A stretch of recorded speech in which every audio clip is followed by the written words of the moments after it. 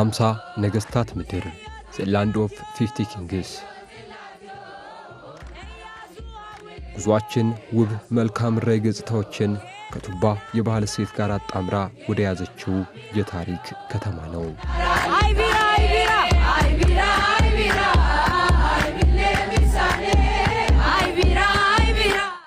ወደ ደቡቡ የሀገራችን ክፍል የሚወስደውን የአዳማ የፍጥነት መንገድ የጉዟችን አካል አደረግን።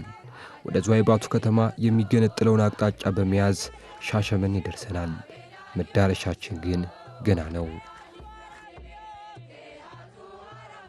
የሰው ልጅ ከተፈጥሮ ጋር ታርቆ የሚኖርበት ስፍራ ምድር ለመሆኑ ምስክር የሚሆነው የደቡቡ የሀገራችን ክፍል ክፉይንካ በጋውንም ክረምቱንም አረንጓዴ ኩታልበስ ተብሎ ከአምላክ የተቸረ የጸጋ ባለቤት እንደሆነ ያሰብን ሐዋሳ ገባን። ፍቅር ደምኖ ፍቅር የሚዘንብባት ከተማ ብትሆንም ቀጠሯችን ግን ከእርሷ አልነበረም።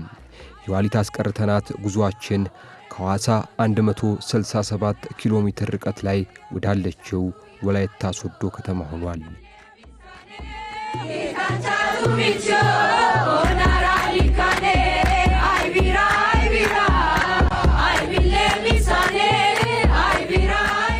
የ50 ነገስታት ምድር እየተባለች የምትጠራው ወላይታ ከካወቢቱ እስከ ካወጦና የዘለቀ የ50 ነገስታት የታሪክ ቅብብሎሽን ይዛ በራሷ የዘመን አቆጣጠር ቀመር ጊፋታ እየተሰወረች ዛሬ ላይ ደርሳለች። ቱባ ባህሎቿ፣ አለባበስ፣ ባህላዊ ምግቦችና የፍትህ ሥርዓቷ ማህበረሰቧ ቀድሞ በስልጣኔ የበለጸገ ለመሆኑ የኋላ ታሪኳን ለዛሬው ትውልድ የሚዘክሩ መስህቦች ናቸው።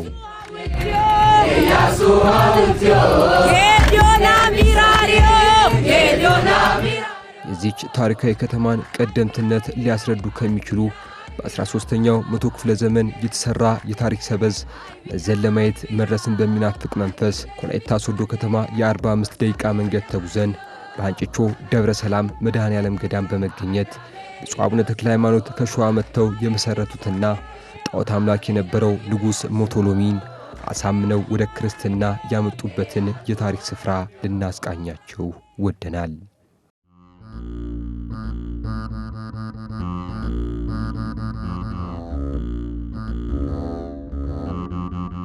ጥንት ጊዜ በጻድቁ አባታችን አቡነ ተክለ ሃይማኖት ከሰሜን ሸዋ መጥተው በወላይታ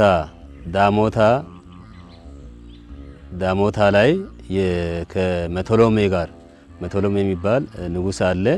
ጣዖት የሚያመልኩትን ወደ ክርስትና ሲያስፋፉ ዳሞታን ማዕከል ያደረገ የወላይታ አካባቢ ክርስትናን ሲያስፋፉ ይሄ ቤተክርስቲያን የዛ ታሪክ አካል ነው።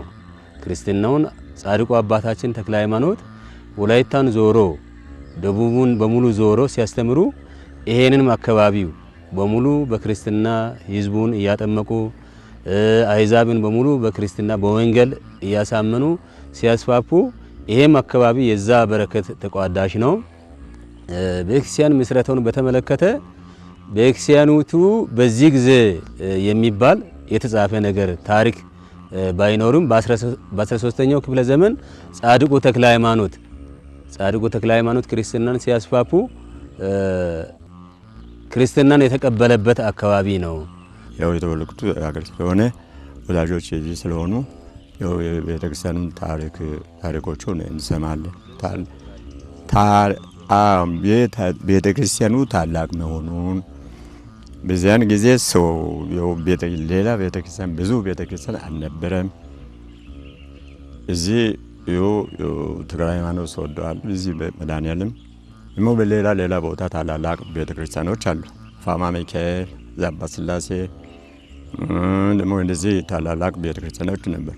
ሌላ ቤተክርስቲያን እዚህ አልነበር። ይሄ በኋላ ነው ቤተክርስቲያኑ የተቋቋመ። ይህ ቤተክርስቲያን ብዙ ዓመታትን ያስቆጠረ ቤተክርስቲያን ነው። እኛ በዛን ጊዜ ልጅ ነን፣ ታሪኩን እንሰማለን። ብዙ ታሪኮቹን ለመያዝ እና ታሪኩን እንሰማለን እንጂ ብዙ ታሪኮቹን አልያዝንም። አሁን እኔ 1980 ዓመተ ምህረት ነው እዚህ የገባሁት። ደግሞ በአገለገልኩት ቄሰ ግብዝና ያዝኩት 1991 እስከ 2015 ዓመተ ምህረት እዚህ ቆይቻለሁ። ከ1991 እስከ 2015 ዓመተ ምህረት እዚህ ቄሰ ግብዝ ሆኜ አገልግያለሁ። ይህ ቤተክርስቲያንም ህንጻውም የተሰራው መሰረቱም የተጣለው በእኔ ግብዝና ነው እና ታሪኮቹን ደግሞ ይኸው ታሪክ ቤተክርስቲያን እየተሰራ ነው፣ እየተገለገለ ነው። ትንሽ እንትንም ቢኖርም በዙሪያ ያሉትም አንዳንድ እንትኖችም መናፍቅኖችም አሉ። ቢሆንም ደግሞ የቤተክርስቲያን ታላቅ ስለሆነ አገልጋዮችም ደግሞ አሉ።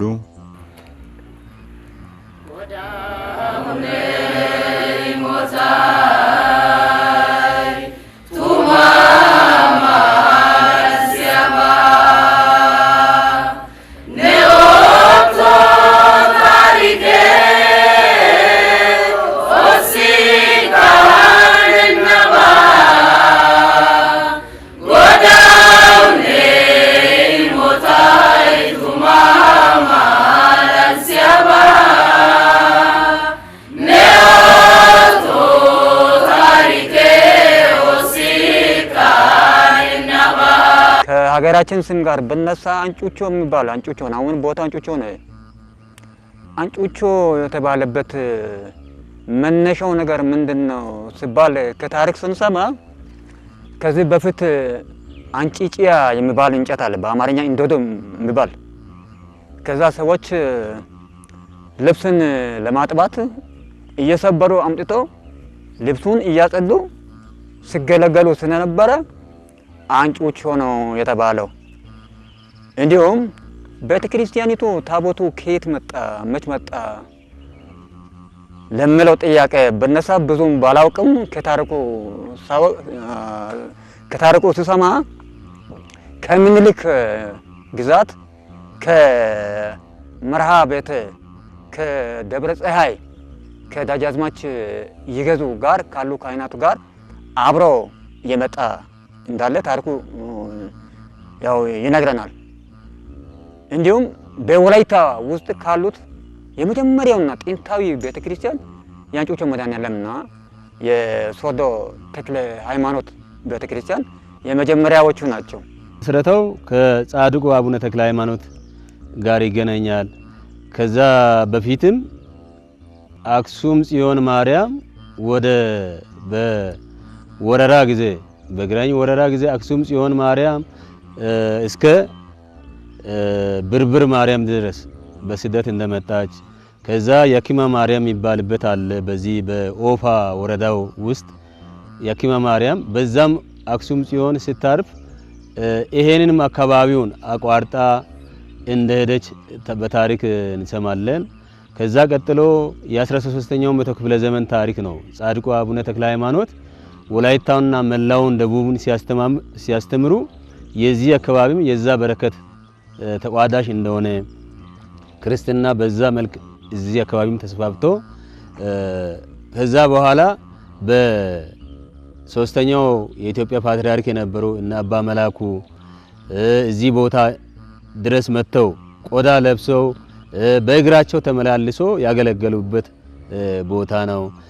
ደግሞ በዚህ ዘመን ላይ የአባታችን የብዙ አባታችን የአቡነ ይስሐቅ አባታቸውም ጭምር እዚህ ቦታ ያገለገሉበት ብዙ ሊቃውንት፣ ብዙ ካህናት፣ ብዙ መርጌቶችም ያገለገሉበት ቦታ ነው ቦታው።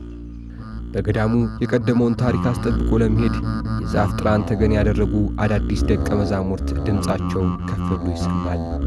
የሚማሩበት ቦታ መድረስ ካሰቡበት ዓላማ አንጻር ምቹ ባይሆንም ነገን በተሻለ ተስፋ እየጠበቁ በቃለ እግዚአብሔር አንደበታቸውን እየገሩ ከደጇ መዋል ከጀመሩ ሰነባብተዋል።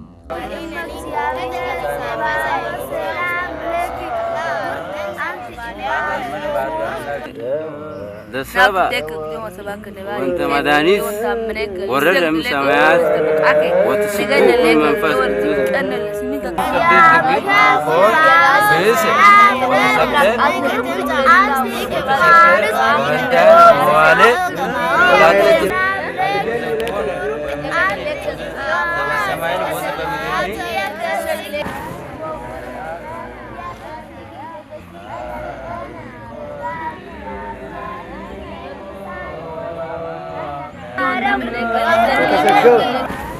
ስመ ሥላሴን በመጥራት የሚጀምረው የአብነት ትምህርት በአጭቾ ደብረ ሰላም መድኃኔዓለም ገዳም አዲስ ተስፋ የተጣለበት የሀገረ ስብከቱ ፍሬ ነው። ያው እንዳያችሁት ከመማሪያ ቦታ ጀምሮ ያው ሜዳ ላይ ነው። እንግዲህ ዝናብ ሲሆን የለም ማለት ይቻላል ትምህርት ማለት ነው።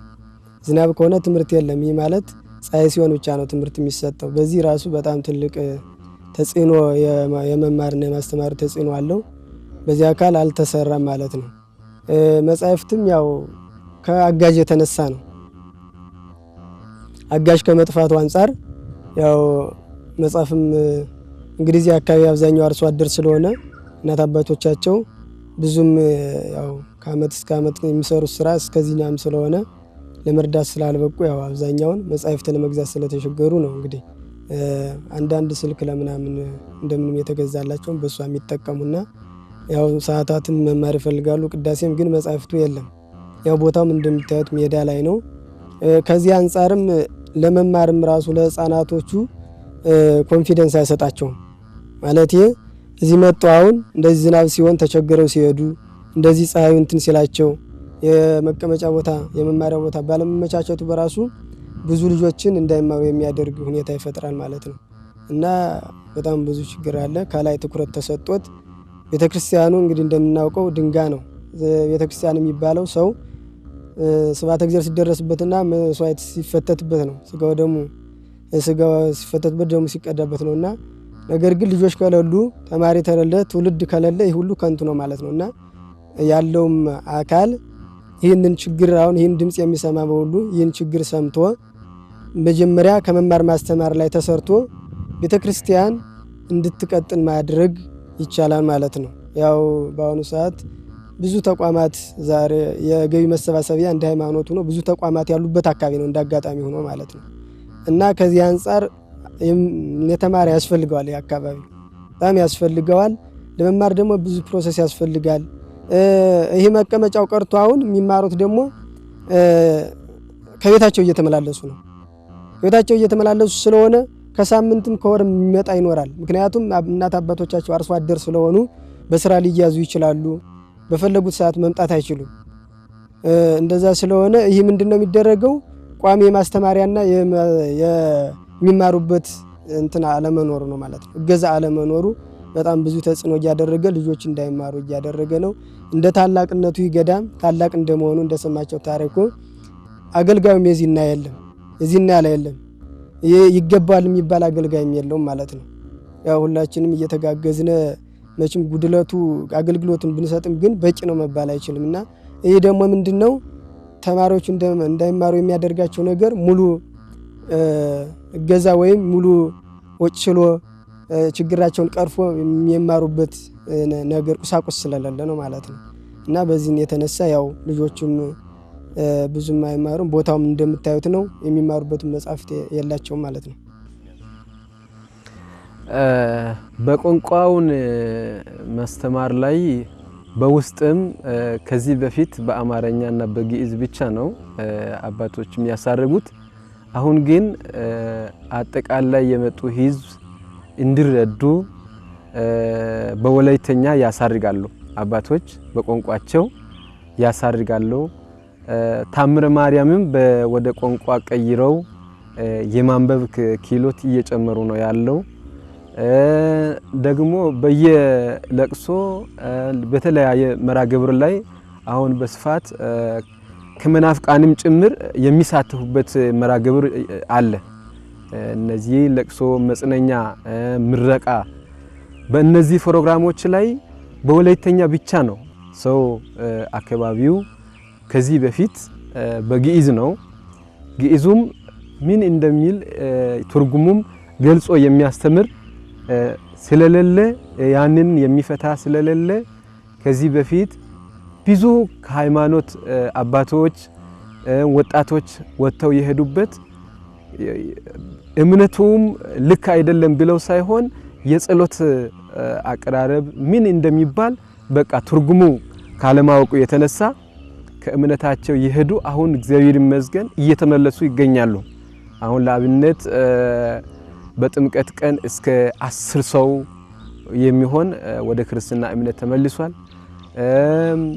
በየእሁዱ ያው 1-2 እየተመለሰ ነው የሚገኘው።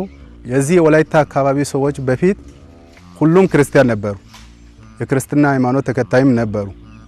ግን ከክርስትና ሃይማኖት ሊወጡ የቻሉት ወደ ጴንጤ ለመግባት የቻሉት በቋንቋ ችግር ነው።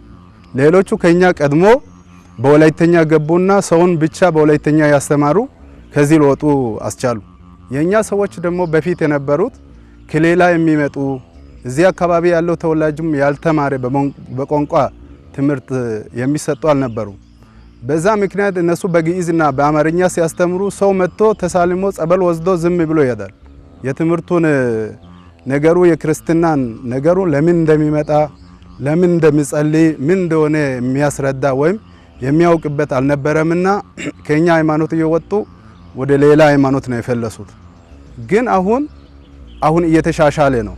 ግን አሁንም በጣም እንዲሻሻል ለቋንቋ እኛም እናስተምር ከኛም ሰው እንዲወጣ ብዙ ሰዎች በቃ በቋንቋ አስተምሮ ሰዎቹንም አሁንም የሄዱትንም እንዲመለሱ ያሉም እንዲጸኑ ለማድረግ የቋንቋ ትምህርት እንዲሰለጥን የኛ ልጆች ስልጠና ቢሰጥ ትምህርት ወስዱ የሚያስተምሩ ልጆች እስካሁን ድረስ ከማይበረ ቅዱሳንም ከሌላ ቦታም ለኛ ለልጆቹ ትምህርት አልተሰጠም። በዘልማት ከሌሎቹ እየሰሙ ያንን ጽፎ ደግሞ ይዞ ሌሎቹን ለማስተማር በግዴታ ከራሳቸው ጋር እየታገሉ ነውና ይሄ በጣም ችግር ስለሆነ የሚመለከተው አካላት ይሄን ድምጽ የምትሰሙት በእግዚአብሔር በመድኃኔዓለም ስም ለኛ ለልጆቹም ለሰንበት ትምህርት ቤትም ለወጣቶችም ስልጠና ቢሰጥ።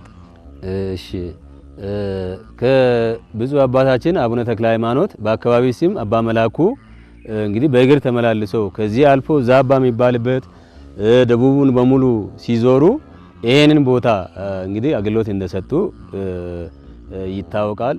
ከሳቸው ቀድሞም በኋላም ብዙ አገልግሎት ሲሰጡ የነበሩ አባቶች አሉ። እና አባ ደስታ የሚባሉ ሆምባ ላይ እና አባ ኢናሮ የሚባሉ ሆምባ ገዳም አለ። ሌሎቹም አሁን ደግሞ የብፁዕ አባታችን አባ ይስሐቅ አባት አባ ቀኝ ጌታ ገብረ ስላሴም አገልግሎት እዚህ እንዲሰጡ ታሪክ ይናገራል። ሌላ ደግሞ ብዙ ካህናት እነ አሰፋ መርጌታ አሰፋ እነ መርጌታ ገብረ ኪዳን የሚባሉ በህይወት ያሉም ብዙ አገልግሎት ሲሰጡ የነበሩ አሉ። አሁን በህይወት ያሉ መምረ ሰማይት የሚባሉ ካህን ብዙ ከነርሱ ጋር ልጅ ሆነው ያገለገሉ አባት አሉ። እነርሱ ስለዛ ታሪክም በስፋት እዚህ መቅደስ ላይ ያገለገሉ አባቶችን የሚያውቁ የዚህ ቄሰ ገበዝም የነበሩ አባት አሉ።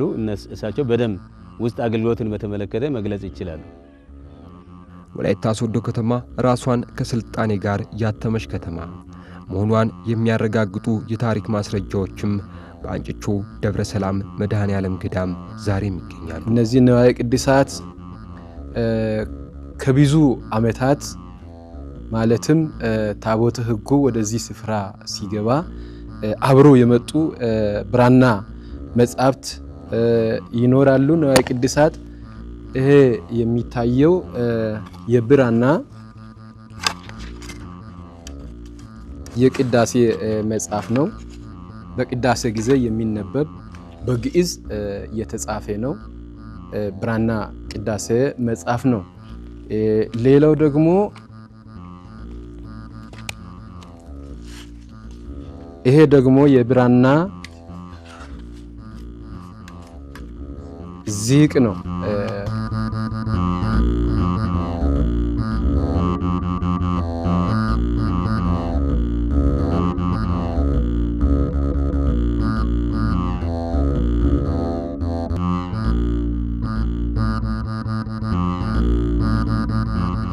አሁን አዳራሹን ተሰርቶ አላለቀም፣ ገና ነው።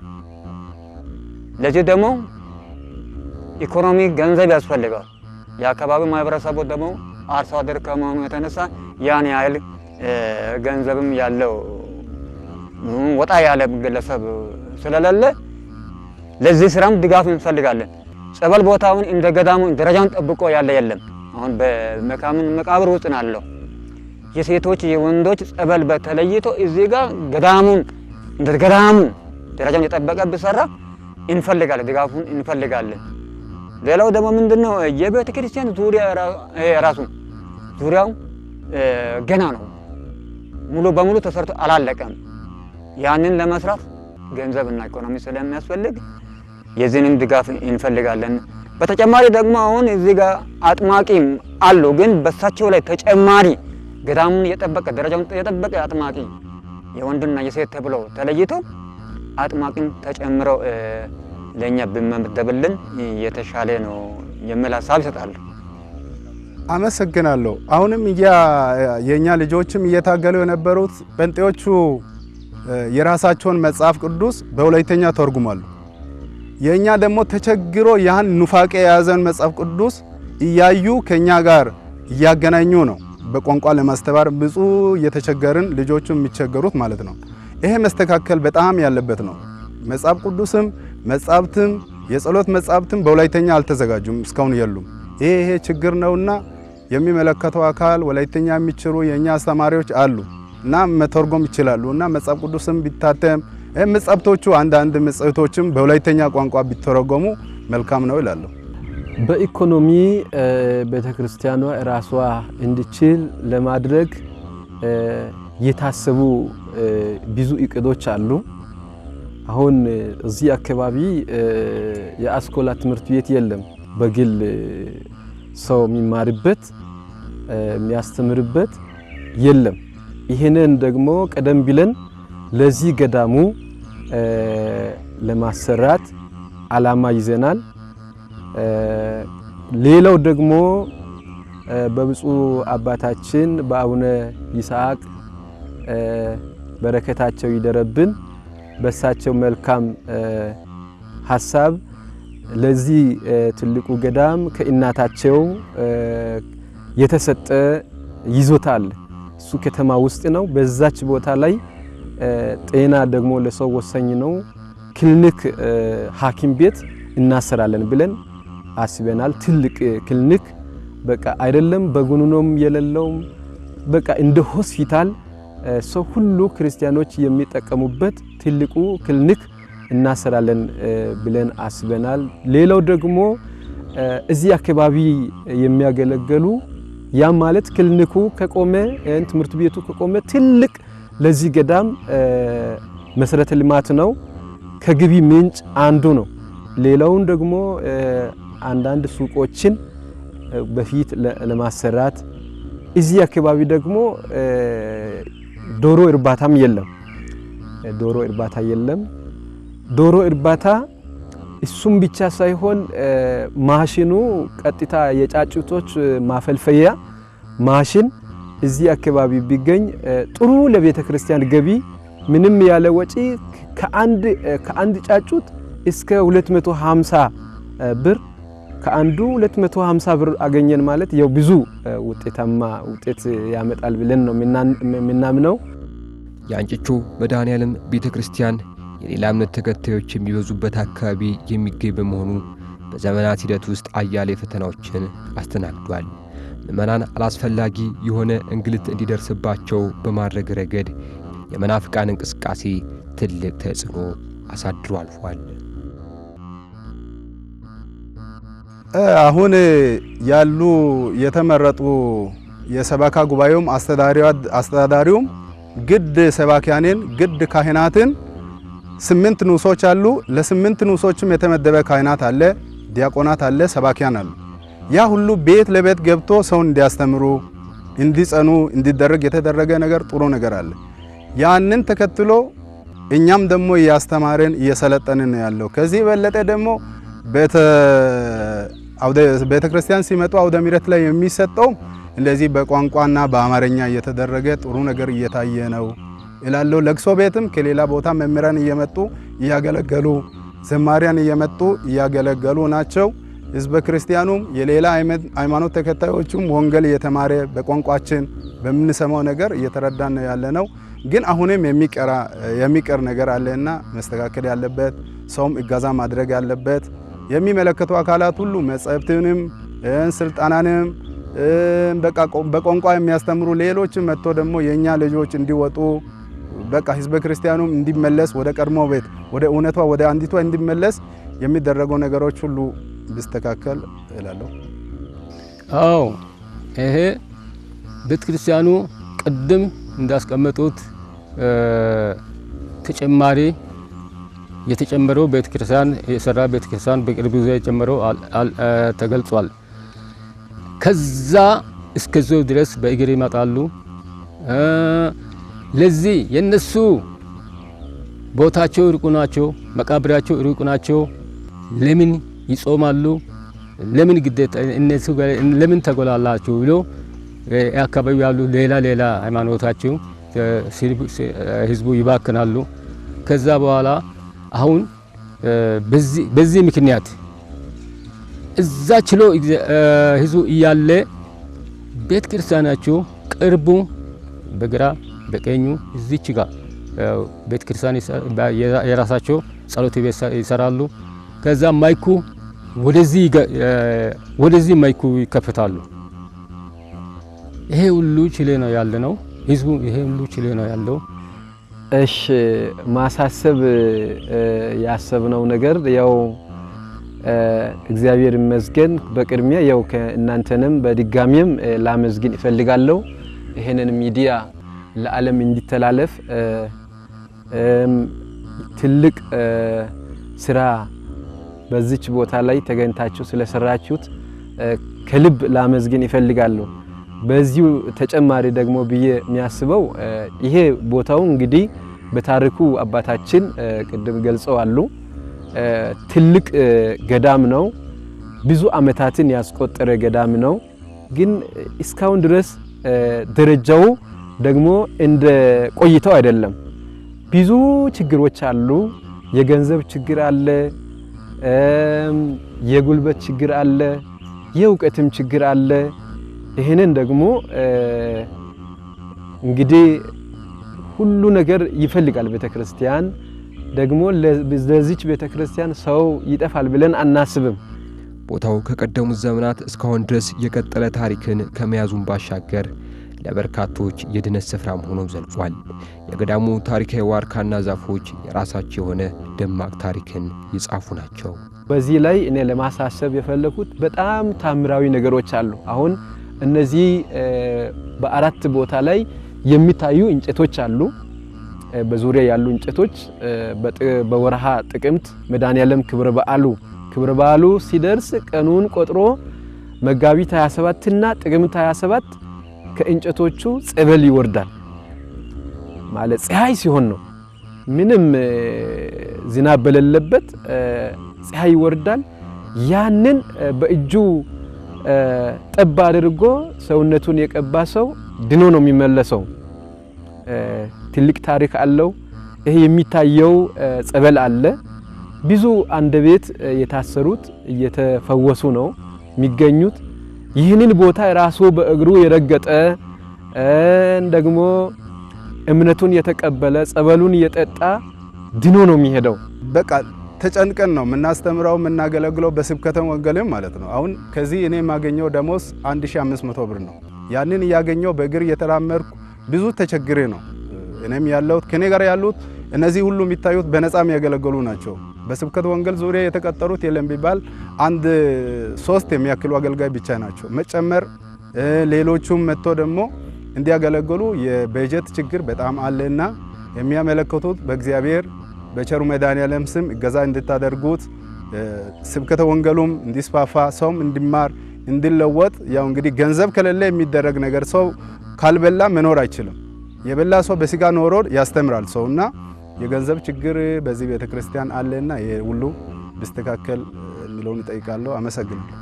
አሁን አገልግሎት ብዙ አገልግሎት የሰጠች ነው። ከብዙ ቦታ መጥቶ የታመሙት ብዙ ነገር የሆኑት መጥቶ ተፈውሶ ነው የሚሄዱት።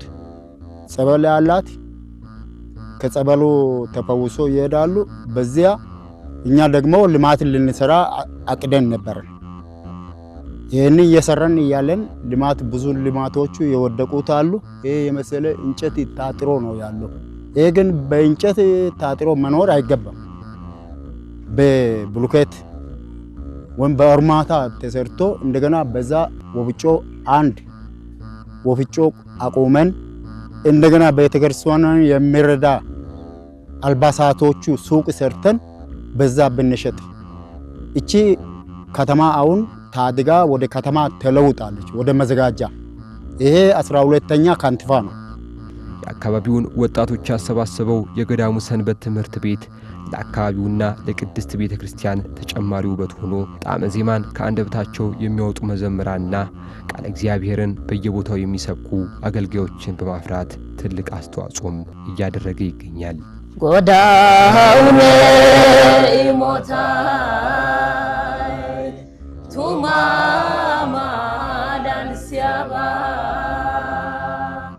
ነኦቶ ታሪኬ